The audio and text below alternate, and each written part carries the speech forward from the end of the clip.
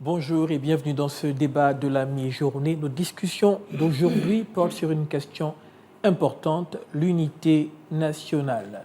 En cette période de campagne référendaire, est-ce que le patriotisme peut être considéré comme un vecteur pour renforcer justement ce sentiment d'unité nationale? Pour en parler, je reçois sur ce plateau le révérend Francis Michel Badinga. Vous êtes leader religieux, bienvenue.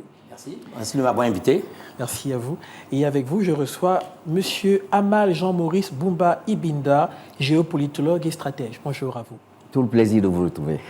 Merci. Et donc, on va aller de plein pied rentrer de plein pied dans le sujet. On sait que nous sommes en pleine campagne référendaire. Le vote, c'est pour le 16 novembre, donc samedi, qui arrive là. Et dans le contexte de ce référendum, révérend Badinga, avec les oppositions actuelles entre les deux tendances, le oui et le non, comment est-ce que le patriotisme, selon vous, peut renforcer le sentiment d'unité nationale? Est-ce qu'on peut être uni alors que tout le monde est en train de chercher à tirer la couverture de son côté? Bon, c'est une très bonne question, une très bonne thématique. J'aimerais déjà ajouter que le sujet que vous avez proposé, j'en ai déjà fait mention dans 3 de mes ouvrages. Vous avez ce que le Gabon doit savoir pour entrer dans sa destinée prophétique. Vous avez également pour l'amour du Gabon, je ne me tairai point. Pour l'amour de ma nation, je ne prendrai point de repos. Et puis le 3e que je n'ai pas pu vous amener, donc vous pourrez le regarder, le mentorat politique. Donc je suis pleinement convaincu, il faut le rappeler. Déjà, dans un cadre strictement, en plus vous me présentez aujourd'hui comme un leader religieux, donc c'est une valeur intrinsèque que nous retrouvons dans la Bible. Je pense à ce texte biblique de Jérémie 29, la Bible est formelle, recherchez le bien de la ville où je vous ai amené en captivité, priez l'Éternel en sa faveur, car votre bonheur dépend du sien. Donc quand je recherche le bonheur du pays, alors je recherche mon propre bonheur. En cela, il faut pouvoir affirmer aujourd'hui que le patriotisme, qui est ce que je vais appeler un sentiment, vous savez, c'est un lien affectif avec la patrie. Il y a beaucoup de confusion là-dessus. Hein? Oui. Les gens confondent la patrie à la nation au pays, le pays à l'État. La nation, c'est l'ensemble des cultures, des hommes, des femmes, dans cette diversité qui vivent ensemble. Le pays, c'est l'espace territorial. L'État, c'est tout simplement l'entité juridique qui représente, n'est-ce pas, la nation. Et la notion de patriotisme, c'est cette affection et ce dévouement, n'est-ce pas, dans notre rapport à la nation. Donc je pourrais, dans la suite du débat, puisque je ne suis pas seul, développer l'idée qu'effectivement, le patriotisme est un facteur essentiel à l'unité de la nation. Monsieur Boumba Ibinda, votre sentiment? Je voudrais tout simplement dire que pour déterminer l'esprit de patriotisme, il faut justement se référer à l'événement qui a lieu en ce moment, à savoir le référendum. Parce qu'être patriote, c'est celui qui, premièrement, il faut participer à l'élection au profit de sa patrie. Deuxièmement, il faut payer ses impôts. Troisièmement, il faut se soumettre à la constitution de son pays. Parce que la constitution, c'est le cadre géopolitique, le cadre géostatistique du pays. Bien. À partir du moment où vous n'êtes pas inclus dans ce cadre-là, vous ne pouvez pas vous sentir patriote. C'est vrai. D'accord. Alors, je voudrais également revenir en disant ceci. La patrie offre aux patriotes des avantages. Il y en a 3 que je pourrais citer. Le premier avantage, c'est la loyauté.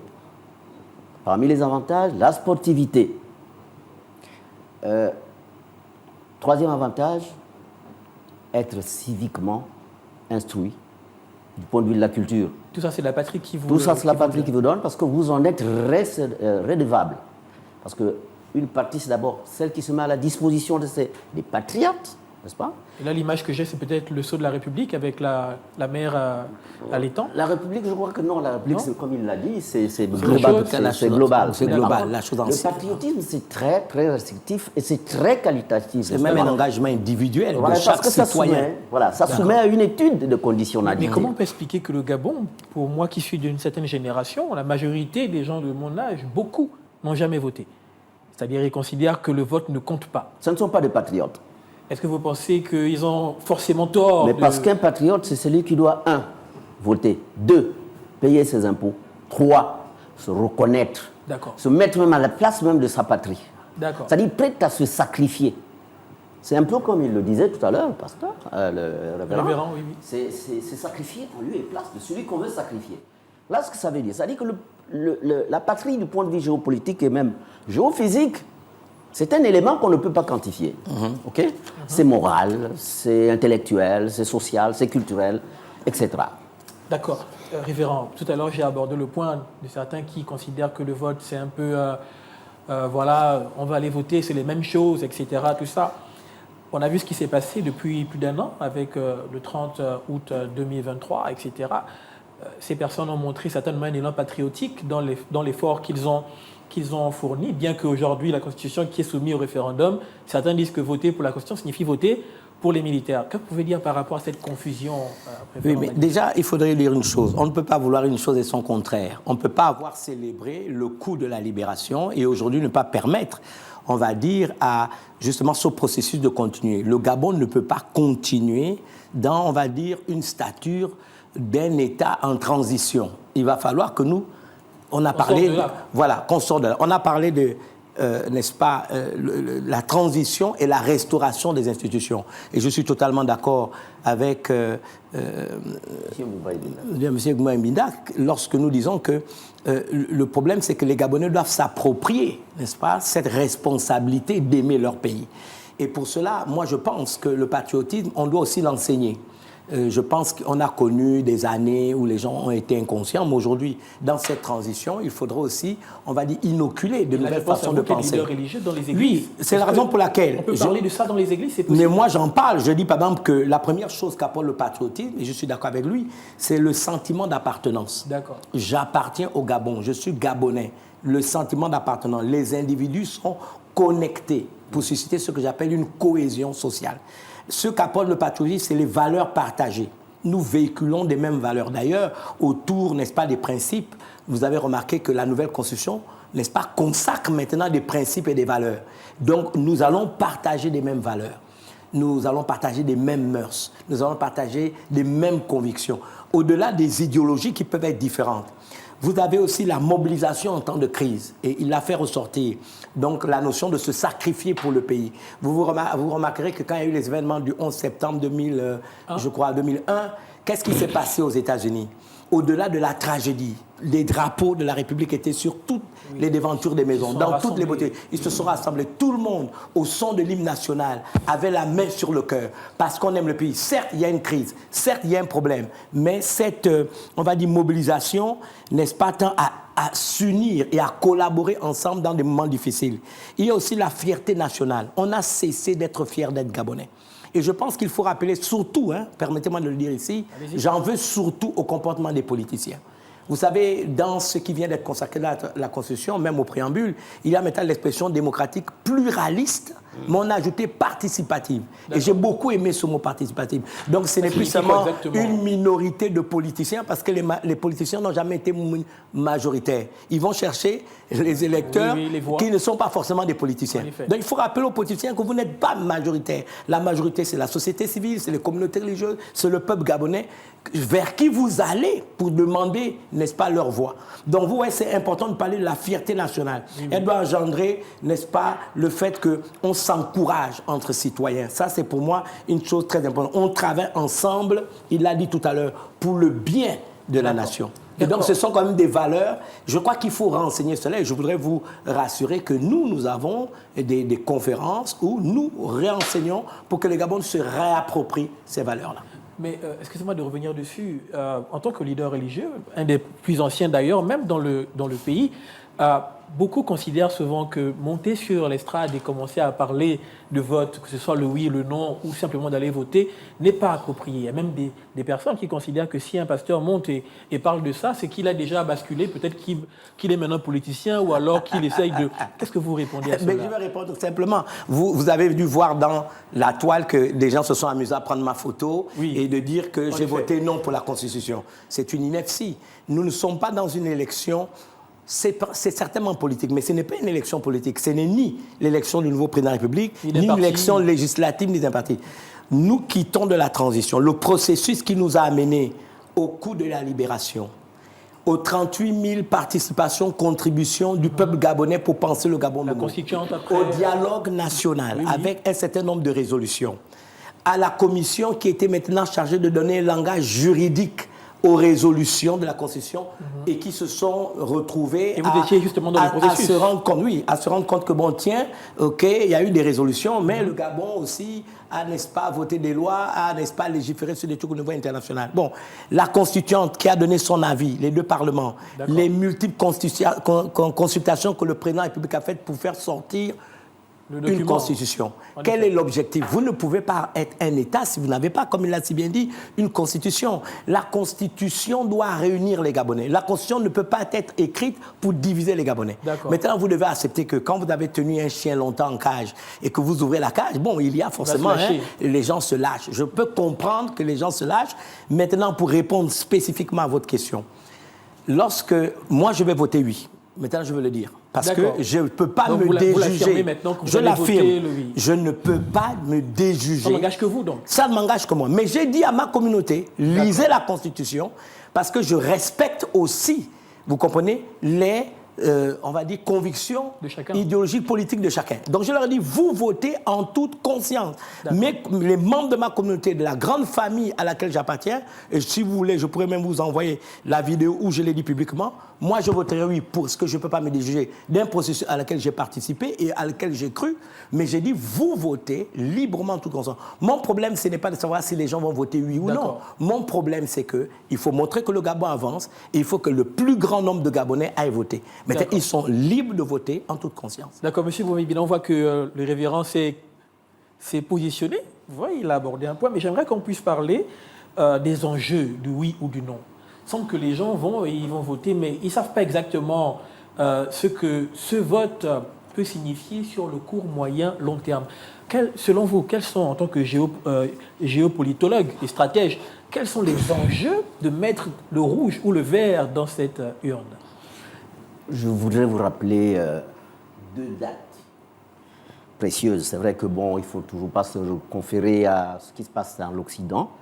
Mais étant entendu que nous avons été colonisés par la France, peut-être faut-il revenir à la Révolution française qui a eu lieu le 5 mai 1789 et le 9 novembre 1799. D'accord. Voilà des dates, une date, si j'ai dit date parce qu'il y en a deux, mais l'événement, c'est un seul événement qui a créé la Révolution française, qui a transformé la France, qui a transformé la population française, qui a même transformé le mode de vivre et d'être des Français. Bien. Moi, je voudrais revenir sur l'attitude qu'adoptent aujourd'hui les politiques. Comme l'a dit mon frère, les politiques aujourd'hui, quand ils vont vers la population, qu'est-ce qu'ils disent? Et ceux qui sont avec le oui, qui disent, moi, absolument, il faut le oui, parce que si on n'a pas le oui, on ne peut pas évoluer. Je dis oui. Les non qui disent, oui, nous avons une constitution qui est anachronique par rapport à toutes les constitutions que nous avons connues, donc votez non. Mais à cette deuxième catégorie, je dis, mais ils ne sont pas des Gabonais. Ils ne sont pas patriotes. Parce que quand ils disent, il faut voter non, ça veut dire quoi? Que le Gabon va cesser d'évoluer. Le Gabon va s'éteindre le 16 novembre. C'est ce que certains disent, mais est-ce que c'est vrai? Non, laissez-moi évoluer. Allez-y. Mais parce qu'un pays, une patrie qui n'a pas de constitution n'en est pas une. N'est même pas un État. OK? C'est même pas un État. OK? Si vous m'avez lu, je crois que j'ai dû publier un article là où je parle de non et de oui hybride. Pourquoi hybride? Mais parce que tout le monde aujourd'hui, surtout les politiques, vont vers leur village pour dire, au lieu de dire aux villageois, d'expliquer aux villageois le contenu de la Constitution, et la valeur. Mais ils s'embarquent de façon lyrique dans des propos, des concepts politiques. Alors que ce qu'on veut aujourd'hui, du point de vue de cette Constitution, c'est de savoir qu'est-ce qu'on en tire. Et qu'est-ce que cela nous apporte? Est-ce que nous sommes d'abord patriotes? Parce que pour être patriote, il faut aller voter, même les yeux fermés.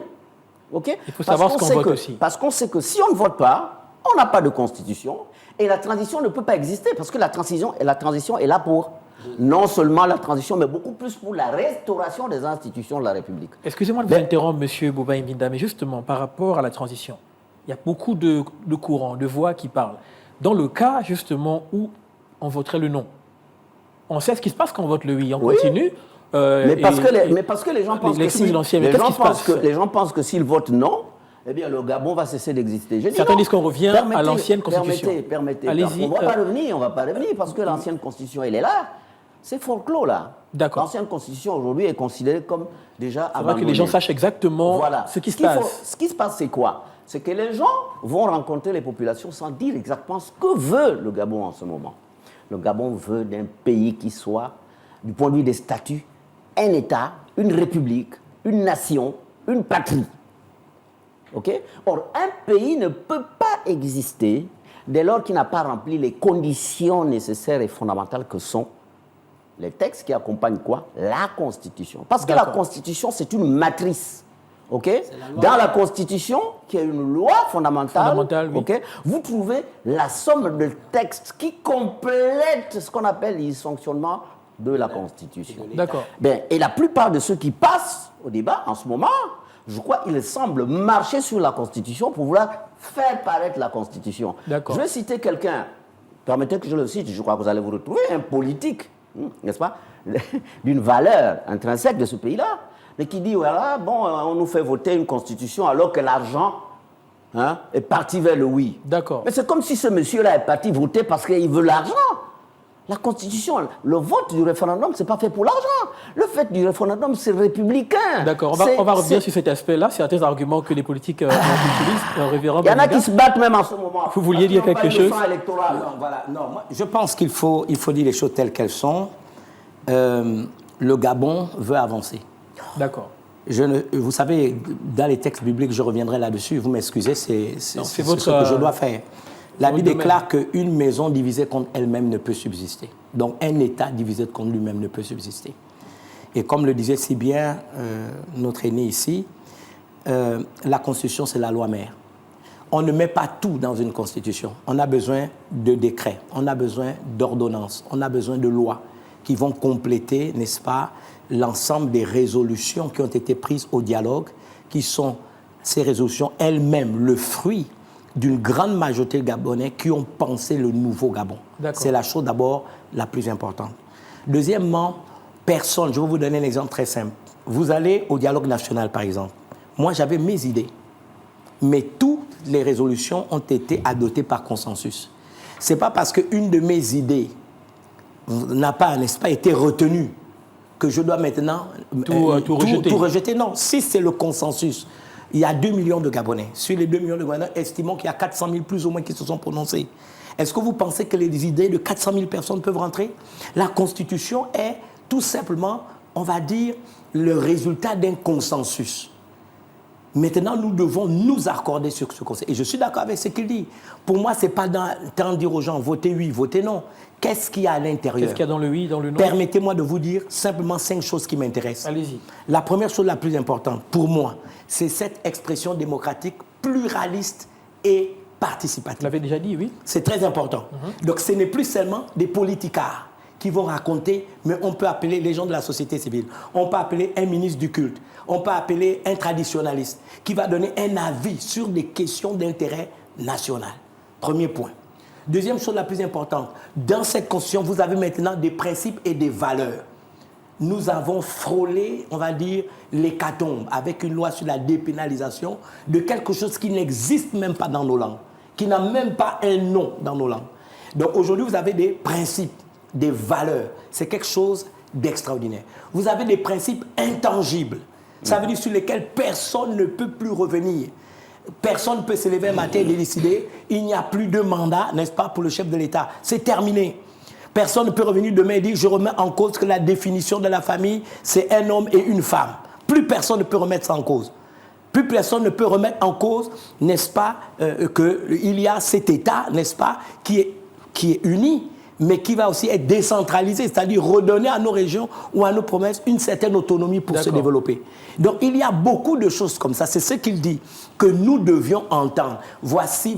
Maintenant, il peut y avoir ce qu'on appelle des sujets qui prêtent à discussion. Vous l'avez dit vous-même. À partir de ce moment, discutons, mais ne faisons pas dans la phraséologie détestable et ne faisons pas dans la manipulation. Par exemple, mentir au sujet d'une présidentialisation trop forte, c'est un mensonge. C'est la phrase qui revient le plus souvent. C'est totalement faux, parce que sur 10 même une prérogatives, 10 prérogatives, non, 12 prérogatives du président de la République que nous trouvons dans la Constitution de 1991, ont été enlevées. 10 ont été enlevés. D'accord. Ils ne nomment plus le président de la Cour constitutionnelle.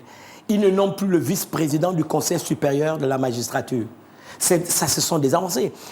Au-delà du fait qu'il a des pouvoirs pour nommer à des fonctions régaliennes, n'est-ce pas, des personnalités, il est tenu de consulter, n'est-ce pas, le président des deux chambres. Mais comment expliquer que ces dispositions qui n'existent pas dans la Constitution de 91, des gens à visage découvert vont venir raconter des histoires. Donc, d'accord. Maintenant, on ne fait pas, vous savez, la gestion d'un pays ne se fait pas avec la dialectique, la rhétorique et des diatribes. Ça se fait avec des réalités. Nous voulons que les gens, si quelqu'un dit non, il est libre de dire non et je respecte son non. Mais il faudrait que les arguments soient des arguments objectifs et pas de la politicaille pour mettre encore la confusion dans l'opinion. Monsieur Bouba Mbida, est-ce que vous pouvez entendre ou même comprendre ceux qui disent non, ou alors depuis quelques jours on entend parler de bulletins blancs ou certains pourraient mettre les deux couleurs dans une enveloppe qui serait donc signification des bulletins nuls. Est-ce que vous pouvez entendre et comprendre ces personnes? Ou alors simplement c'est des gens qui n'ont certainement pas lu lu le document Ils n'ont pas lu. Et moi, je voudrais également revenir sur les débats qui ont lieu en ce moment, notamment... Exactement. Vous parliez d'un acteur politique. Un acteur politique, justement, qui est allé et qui a dit des choses. Je ne vais pas citer parce que, c'est mon frère. Et puis, moi, je suis un Bantou. Et vous savez, le jeune Bantou, c'est celui qui respecte le grand Bantou, l'aîné. Hein. D'accord. Bien. Alors, moi, je voudrais simplement dire ceci. Vouloir exister sans existence veut dire que la Constitution, qui n'aura pas existé parce que les gens ont voté le non, mais elle ne fait pas partie d'une constitution. Excusez-moi, justement, ils disent que si on vote le non, il suffit de retourner au processus qui a été décrit par le révérend Baninga tout à l'heure, et en quelques mois, on pourrait justement sortir un autre document qui pourrait amener le quorum, d'après ce qui était dit. Qui va l'amender? À vous de me dire. Pour l'amender, il faut bien que la population gabonaise, le peuple on revient donc au vote. On revient au vote. Bon. On revient au vote. Avec ce que même sans le vote. Avec plus de dépenses, en effet. Permettez, même sans le vote. Ça veut dire que si vous avez une loi, par exemple, à promulguer, il faut que toutes les institutions régaliennes s'y impliquent. Bon, si aujourd'hui on considère que la Constitution n'existe pas, ça veut donc dire que la Cour constitutionnelle a mal travaillé. OK ? Ça veut également dire qu'un document comme celui-là qui est passé par le Conseil des ministres, qui a été apprécié par le gouvernement, donc le pouvoir exécutif, n'est-ce pas, et le CTRI n'auront pas existé. D'accord. Okay, ça veut encore dire que la date du 30 août n'existe pas. Voilà ce que ça veut dire. Maintenant, je veux venir à... Et le symbole derrière le 30 août, justement. Je vais revenir à ce que... Il nous reste 3 minutes, on va essayer. C'est dommage. Ça passe très vite, 26 minutes, malheureusement. Ce genre de sujets doivent nécessiter beaucoup de temps. Plus de temps, oui. Voilà, mais allez-y au fond de ce que vous vouliez dire. Oui, ce que je voudrais également dire, c'est ceci. Dire aux Gabonais que, mais en tout cas, qu'on le veuille ou pas, de toute façon, une élection, c'est 50%. Dès que vous avez dépassé 50%, même si c'est 50,1%, vous avez fait gagner votre adversaire. On l'a vu aux États-Unis. Oui. Ça veut donc dire que les Gabonais vont dire ce qu'ils veulent dire, notamment ceux qui veulent non. De toute façon, dès lors qu'il y aura un 51% ou un 50,001%, ça veut dire que la Constitution aura été adoptée. Maintenant, revenons aux États-Unis. Les gens se comparent aux États-Unis en disant c'est un régime présidentialiste. Mais les États-Unis n'ont pas en place un régime présidentialiste. Il y a aux États-Unis un régime présidentiel. Mais je pense que c'est le contraire c'est le contraire qui dispute. C'est qu'aux États-Unis, c'est un régime présidentiel plutôt, et que le document que nous avons est présidentialiste. Ça, c'est l'euphémisme. Ce que je voudrais dire, c'est quoi? C'est la phrase. D'accord. Ce que je voudrais dire, c'est ceci. Moi, j'ai sincèrement, sans prendre le parti du CTRI, d'ailleurs, je suis civil, c'est de dire que ce qui se passe en ce moment, n'est-ce pas, du point de vue économique, du point de vue géopolitique, du point de vue même stratégique, du point de vue international, du point de vue des institutions financières internationales, ce qui se passe en ce moment, cette révolution gabonaise, c'est une révolution qui mérite d'être, saluée, d'être votée. Validée. Et pour voter, d'être validée. Et pour voter cela, il faut se rendre compte de ce qui se passe autour de nous, mon Dieu. Faites la différence entre ce qui a existé. Moi, je suis né en 1959, je suis allé à l'école en 72, j'ai eu mon petit bac en 80, et puis j'ai continué un peu plus loin. Mais je n'ai jamais vu cette révolution actuelle. Elle est d'abord... C'est inédit. C'est inédit. Elle est économique, elle est politique, elle est spirituelle, elle est sociale. D'accord. Et on va chuter avec le patriotisme. Chutons avec le patriotisme. Par rapport à ce que vous dites, c'est quoi l'aspect patriote? Qu'est-ce qu'il faudrait faire en tant que patriote? Ça veut dire que pour être patriote, il faut, voter. Okay. 2, ça, on l'a compris. Oui. Reconnaître la Constitution, c'est-à-dire... Même si on perd de 0,1%, admettre qu'on a perdu. Admettre qu'on a perdu, OK? Donc, admettre la Constitution, n'est-ce pas, de façon infinitésimale, OK? D'accord. Et troisièmement, qui veut dire infinitésimal, qui veut dire quel que soit alpha, d'accord. Si on a 50,001, la Constitution va être votée. D'accord. Voilà. Monsieur Révérend Badinga, vous avez le mot de la fin. Oui, je dirais que le patriotisme, c'est aussi l'engagement civique, l'expression pluraliste et participative dont j'ai parlé. C'est aussi un dialogue constructif.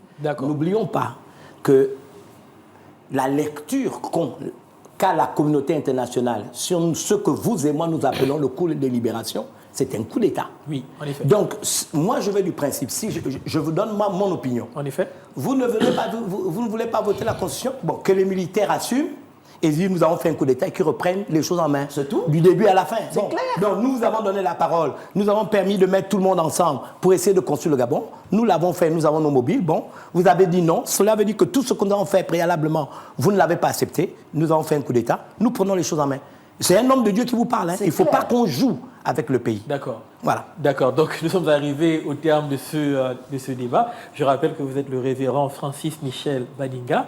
Vous êtes leader religieux et vous avez participé justement au processus de transition aussi, exactement. Et vous êtes M. Amal Jean-Maurice Boubaye Binda, géopolitologue et stratège. Merci d'avoir répondu à notre invitation. Merci de nous avoir invités. Merci.